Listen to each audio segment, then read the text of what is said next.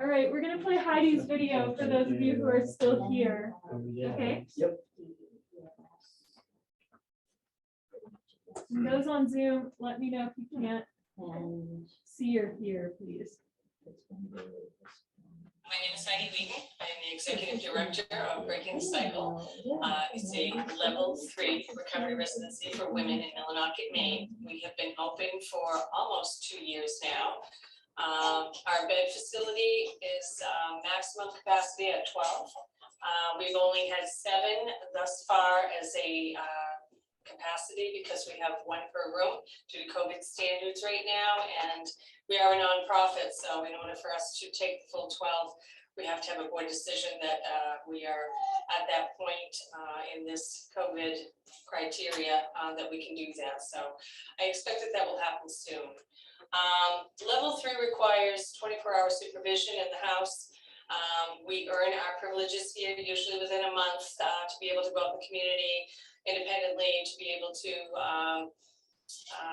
go to events, things like that, go volunteer in the community. We do that. We usually do that about once a week if we have the opportunity to kind of give back and to show people what we're all about.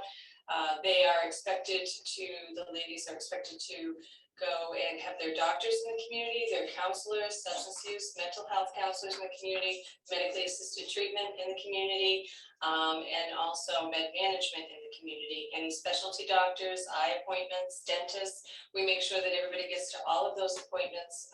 Usually we go to Bangor twice a week, and we enjoy going to the barn, and it is a 12-step program of recovery of your choice. So the expectation is that it is a 3 to 6 month program. We have found that 6 months is the really magic spot for people to be able to not only stabilize what they're working on and get all of their providers and get their medications adjusted, but also to work through some of the steps that are going to give them the stability that they're looking for and to build the natural support system that is going to continue to help them in the community. So we have also opened up an apartment house afterward. So I went and did that myself, and so it is an LLC, and I have 2 ladies that have completed the program last year living there now and reuniting with their children, or one actually had a baby, so welcomed him to the world, and now he's here, and you'll probably see him a little bit later in the video. So we're very excited about what we're doing, and I'm hopefully going to continue to have sober living housing for individuals that have completed treatment and are looking to maintain sobriety in our area. We are a huge proponent in helping out Wabanaki Public Health right now and trying to partner with them as much as we can with the Healing Lodge, with the Gathering Place, with their men's house that is coming to Millinocket, and with whatever else we can support them in. We're really trying to work together on this and bring this to our community. In order to talk about where we go from here, I kind of want to backtrack a little bit to where I came from. I have over 30 years of experience working in the social work field, case management, adult protective, the Women's Project, children's services, children's case management, juvenile case management. I've pretty much worked with every population, including substance use disorder. And before I hit my bottom, before I became an alcoholic, full blown, I think I was probably in the making since I was 13 years old, and I come from a very long line of alcoholics. What I have seen work is you have to have a wraparound of supports for individuals that are seeking this level of intervention for addiction issues, because it's never just addiction issues. I have not met one individual that does not have either anxiety, ADHD, or depression, bipolar, PTSD, borderline personality disorder, other types of personality disorder, other issues for mental health that have somehow come into play one way or the other, before or after, doesn't really matter, because it is what it is when you reach your bottom, and your bottom requires climbing out of that hole. And each person that walks through the door breaking the cycle, and why I chose to do this, was to give people that opportunity to get out of that lifestyle and out of that vicious cycle. And my grandson actually named this, and I want to make mention of him because he's now 12, but He set something in motion when he was at a women's meeting where I was getting a chip years ago. He was about 7 or 8. And he said, Grammy, can I say something? And I said, absolutely, buddy. And he said, I want to break the cycle in our family. And it just resonated with me to the point where I decided to move back from central and southern Maine after 30 years in this field, working mobile crisis, working the crisis units, working the crisis line. I've had experience doing all of that and loved every moment of doing those types of things in my career, but this was in my heart. And so with the incredible miracles that happened around me and the people that were put in my path, and I happen to strongly believe in a higher greater than myself, which is I choose God. He put people in my path that were able to help me not only form an LLC to buy a house, to be able to have these women come into it and to start a nonprofit organization with Randy Jackson and Jane Danforth and Joe Trinkelly and Rob Karobkin and Sherry Day. It's just been an incredible opportunity for me to be able to have these individuals helping to guide this project and to move forward with what I consider that second phase, which I've done independently. But again, if you don't have a wraparound of supports, if we have these individuals complete a program and we don't have any place to put them, if we don't have the right housing, if we don't have the opportunities to continue to have them, move forward with their education, none of this is done in a day. When they have everything from legal issues to medication changes to med management issues to MAT to counseling services for their PTSD to getting back into any kind of vocation or finishing their high school diplomas or starting a new job or getting transportation or getting their children back and reuniting with their children, all of these things take a huge amount of effort and energy to be able to get through all of the mess that has been created. And maybe they've never actually been stable in any of these areas. Maybe they've always floundered in poverty and never completed their education or never followed the path that I consider to be what your gifts are in your life. And given that opportunity, what is their passion? What is going to make them happy? What is going to fulfill them so that they can feel like they're making that difference? And what are they good at? What do they want to do with the rest of their life? When you start asking these questions, people get really excited. So the things that need to happen in each one of our communities. And I was sitting at a table with my parents last night, and I don't want to get emotional, but I drove around the neighborhood and I remember almost every house, who lived there and what they meant to me. And it was blocks around my house. And I could name names, and a lot of the people were in my class. And I remember, standing outside a light post or playing till it was dark outside, or, going and playing softball or hide and seek, all of these things where we knew all of our neighbors and they were there for us. So when I talk about next steps, part of this is doing what we had done in Millinocket for eons when I was growing up. And I think it still stands to some extent that those values, those family values are still there, and those morals and ethics, so that when we do go to church, we're welcomed. We are, we give hugs and we are asked to come back, no matter which church we go to with the girls. We'll go to a volunteer in our community, and that's what we try to do to give back and to show people that there's nothing these girls can't do. They're beyond intelligent and sensitive individuals and capable individuals. And once we get them sober, then sky's the limit for any of these guys. And so going out and giving back to the community, whether it's helping somebody get ready for a yard sale or cleaning out a basement or mowing a lawn or cleaning their house because they can't get to certain things anymore, or helping the Wabanaki get ready for events or clean their buildings, or anything and everything that we can do for service. we want to be our good neighbors. We want to be able to set that tone with each other. I would love to say that we didn't have to lock our doors anymore, like when I grew up. I would love to be able to say, I know everybody in a 2-block radius again, and that I'm making sure that they have a connection to me and I have a connection to them, and kind of getting back to those old school values of knowing if somebody's sick, or knowing if somebody needs help, or knowing whether or not they need a babysitter because, you know, somebody's got something else to do, and being able to be there for each other as neighbors. But there's so many avenues that we're not taking advantage of in our area, in Millinocket area right now. And, you know, I mean, we don't ask about things that we don't know about. And part of that is speaking out about addiction.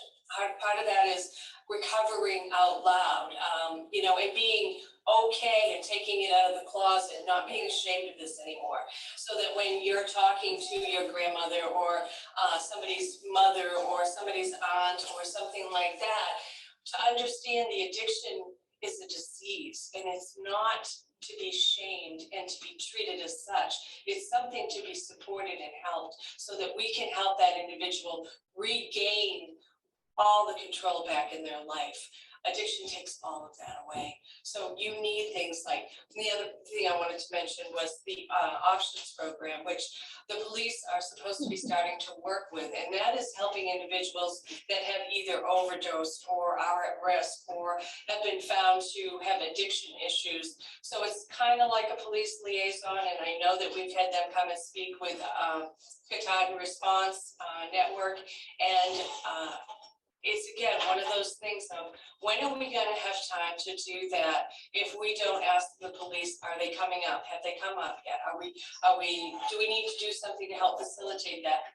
Is there a training that we can do to help out with that? The same with the mobile crisis team. We have CHCS, which I was a part of their team until I stepped down and took this role. And we were going into the hospitals. We were going into the community for any child, any youth, teenager, any adult that was at risk for mental health issues, that maybe needed to go to a crisis unit, that maybe needed to go to the hospital and get evaluated, that maybe needed to just have additional supports put into their house, or somebody just there to check up on them when they do leave the hospital. All of these things can take place through these organizations. And I don't know that everybody is, again, utilizing these resources and having the follow-up that could happen from an ER visit to a warm, you know, handoff to the crisis team to actually say, do you need extra help? Do we need to help you set up counseling?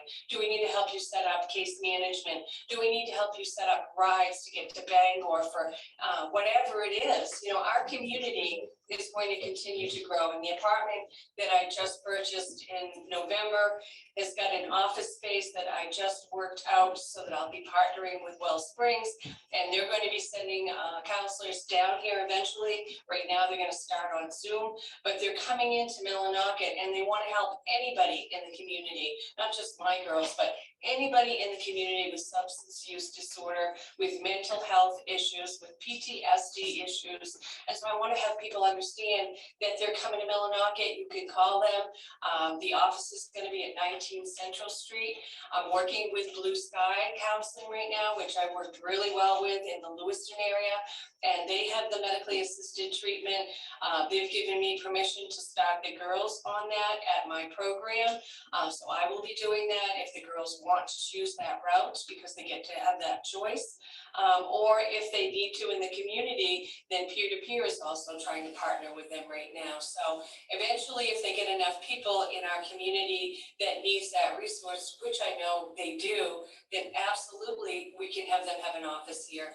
You know, I work with CPS on a regular basis and have been, so that we can reunite families, so that when we get them into apartments and they need case management, or they need anything for kids' peace, anything at all, you know, I've done the job long enough so that I know the wraparound of supports in our area, and I can actually say that these things work.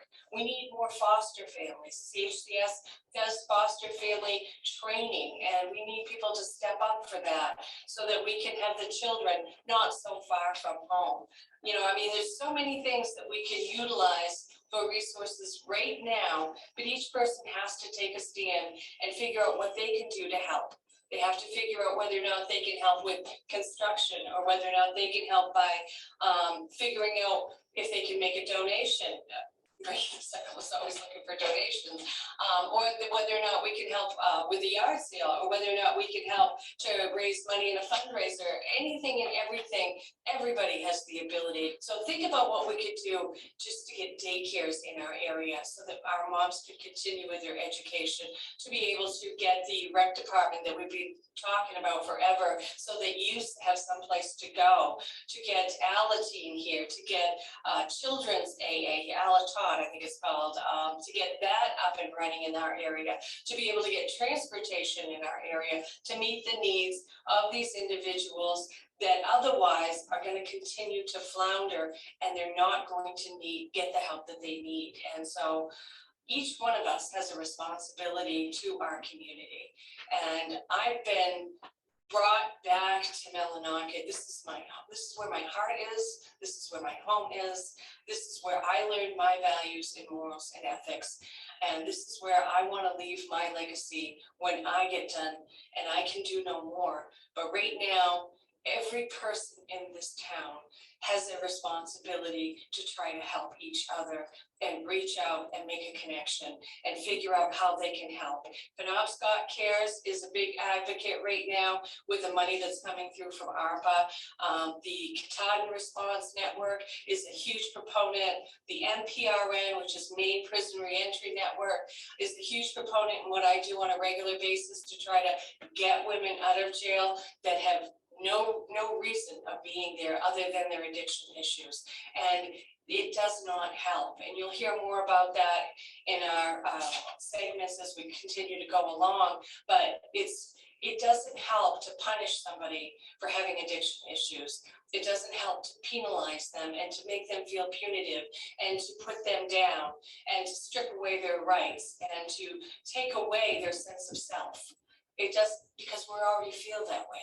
We already have that going.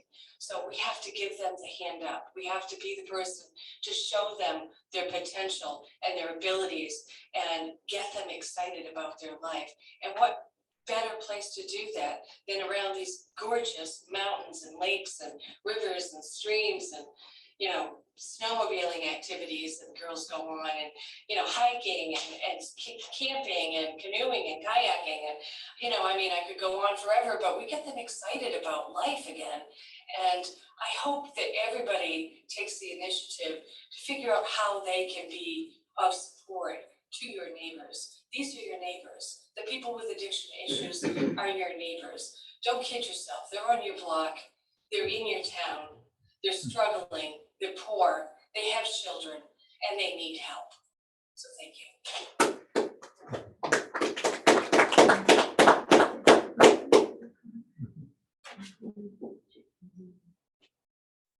All right, that officially wraps up our program for the night. I think it's great how she kind of contextualized a lot of the resources that shared, and I think it's really going to take partnership, like she said, for us all to be aware of these resources and leveraging them together to make an impact. So thanks for joining us tonight. Hope to see you guys next week, and we'll have this recording and Heidi's video separately available on the website as soon as we can.